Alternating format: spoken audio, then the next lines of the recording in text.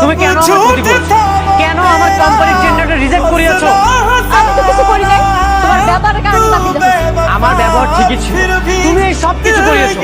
আর কেন করেছো, কিভাবে করিয়েছো, এটা আমি খুব ভালো মতোই জানি। কি করছি আমি? কি করো নাই সেটা বলো। আমার খুব স্পষ্টভাবে মনে আছে, আমি জানি তুমি নাইট ক্লাবে গিয়েছিলে। আর সেখানে যে শালিমা বিল্ডার্সের কোন একটা লোককে তুমি হাত করেছো, আর সে হাত করে আমার কোম্পানির টেন্ডার তুমি রিজেক্ট করিয়েছো।